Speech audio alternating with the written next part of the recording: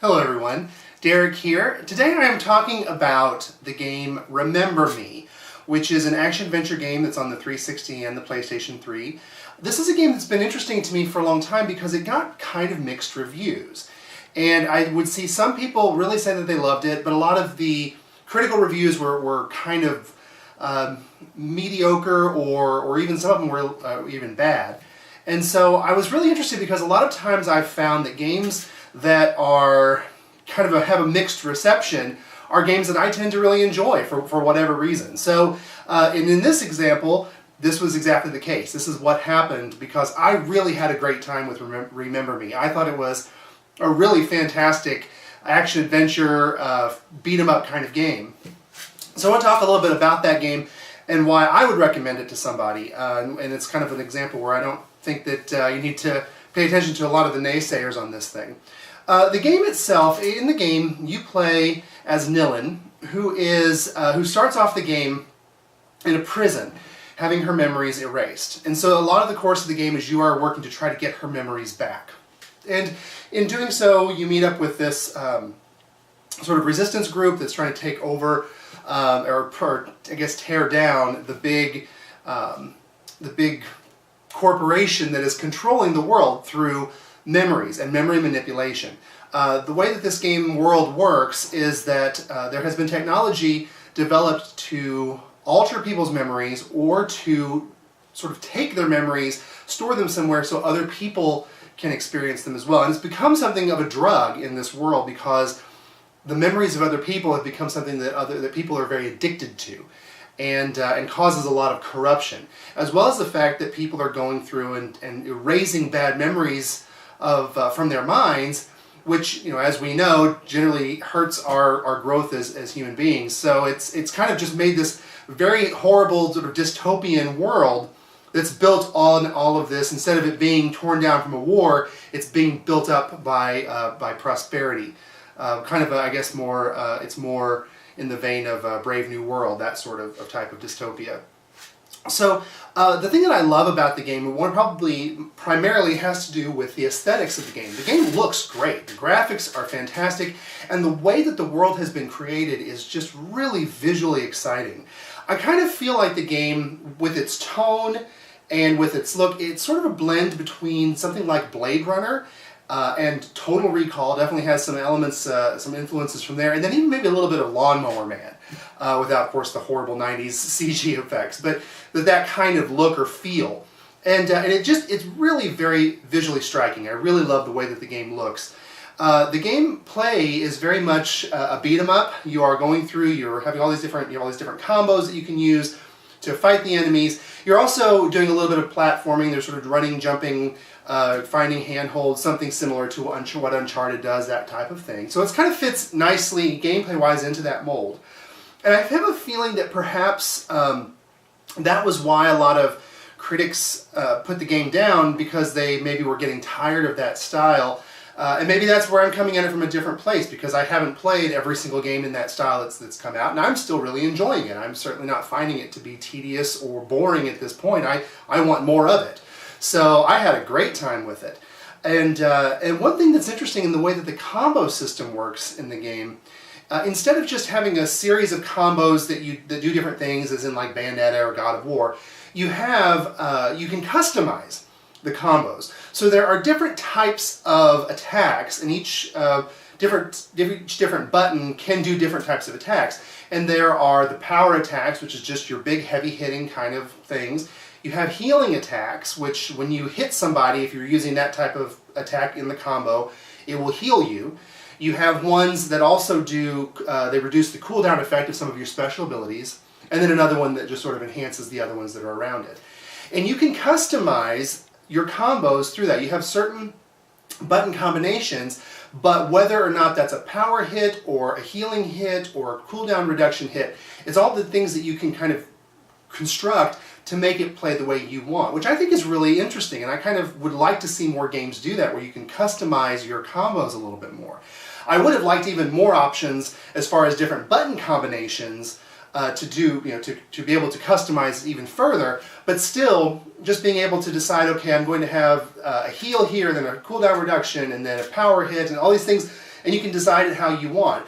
The way I tended to play it is I took one that was pretty much my power, one that was my healing, and one that was the cooldown reduction, and therefore any time in the game when I needed that, I would just go to that combo. But you can mix and match, so if you want one combo that does everything, just does a little bit of everything, you can set it up that way. And it's really neat, and as you level up, I say level up, it's just as you kill enemies, you earn these points where you can unlock new combos and unlock new attacks to put in the combos. And it really lets you, gives you kind of some replay value in there and gives you some incentive to try to do well, because the better you play, the more points you will earn to purchase these combo upgrades. So it really is kind of a neat system, and one that I thought was a lot of fun. The thing that's also interesting about it, it's not really much of a straight button mashing kind of game, because in addition to the combos and having to do the button or presses in the right order, there's also a rhythm to it. The game actually has kind of a rhythm to how you do it. And if you just hit the buttons really quickly, you're not going to get the combo effect. So it does have a little bit of a learning curve as you're kind of trying to figure out what that rhythm is like. But once you get it, it's very easy to pull off combos and dodge out of the way and come right back to it. There's just a lot of stuff that you can do. And then the special abilities as well will do other things, whether it's letting you become invisible for a while or stun enemies, those kinds of things. So there's a lot of different options that you have in there. One thing with the game, I suppose it's a little bit of a drawback. One of the I guess things that I keep going back to as far as gameplay is just throwing tons and tons of enemies at you. So you are fighting mobs of enemies most of the time as opposed to a handful, and even the boss fights are generally going to be, you have the boss there, but they keep throwing these other monsters, or not monsters, but other enemies at you, and you have to deal with all of them in addition to the boss. That can be tricky, and I guess maybe that's where some of the criticism where people were saying that the gameplay was repetitive came in. I guess I can kind of see that, but the truth is I never felt that way. I mean, the game's only about 10 or 12 hours long, so it's not like it was something that I was playing this game for a good 40 hours, then I could see it getting repetitive. But the game is nice and short, and by the time it was getting to the end, I certainly hadn't felt that way yet. I didn't, maybe, again, if I had more time, or maybe if I played through it a second time, if I was trying to unlock certain things, yes, then maybe I would feel that way. But at least on my initial playthrough, I had a great time and thought the combo system was fun, and the combat was a lot of fun. One thing also that they have done, and I mentioned this a little bit in my Enslaved review, they also try to tackle the issue of when you're dealing with a platforming action-adventure game, how do you discern what you can grab onto and what you can't, what's just background decoration. What they've done in here, because they have, and it all sort of fits into the game world, but they give you sort of a heads-up display that, again, is sort of explained in the game world, but that will give you sort of a little icon that will tell you that you can grab onto something. Some people may like that, some people don't. I mean, it certainly keeps you from you never don't know where to go. You're never lost because you can always just look for that icon. But if somebody likes something to be a little bit more discovery-oriented, where they want to seek that out themselves, that might be a drawback to this game for them. But really, I thought it was perfectly fine and didn't bother me at all. And I don't know if you can turn that off in the options. I should have checked that because I don't think so. I looked through the options and I didn't notice that. I wasn't specifically looking for it, but perhaps you can. But if you can't, that is something that probably should have been added to the options. My one big criticism of this game, though, really comes into, well, there's two parts. One of them has to do with these quick time events. A lot of boss fights, a lot of bigger enemies will end with a quick time event, and I'm just not a fan of those. They were kind of neat when they first came out, and now they're definitely overused. As well as the fact that sometimes they were really, really tricky to do because they would change the way the icon looked. A lot of times, in most of the times you would see it, the button icon would come up sort of facing you like this, and then other times the button icon would look like it was sort of like this, like you're looking at it from the side. And what ended up happening is sometimes I just wouldn't see it because I was looking for a nice big round circle that would tell me what button to press, and it changed the way it looked. And that was frustrating because there were a couple of times that I died right at the end of a boss fight just because I didn't see it. I didn't see what I was supposed to hit. That's frustrating. I don't think the quick time events should be in there at all, but it isn't horrible. There aren't a ton of them, but they are there and they are annoying. The other part of the game that's a little frustrating is actually, oddly enough, one of the most unique aspects of the game. There are a couple of sections in the game where you go through and you do what is called a memory remix. And it's actually a really interesting idea. And from a gameplay story perspective, it's really cool because what happens is you tap into the memory of someone, you go back, you see a scene that happened in their past, and then you have the ability to go through and manipulate that scene to try to change the outcome in their memory, because that can help manipulate them into doing what you want, because whatever it was in their past that's causing them to do this, you can change that. And it's really a neat idea, and it's from a story perspective, it's really cool, and it's really neat to see how that changes that character from before and after. The problem is, though, the actual gameplay part of going through and doing that is really tedious, and it's pretty much just trial and error, because you have all these different things will pop up on the screen that say you can manipulate this, and you choose to do that, and then you watch through the whole thing. Did that get the desired outcome? No. Then you rewind it, and you maybe try a couple of other things, and you have to watch the whole memory to see if it worked.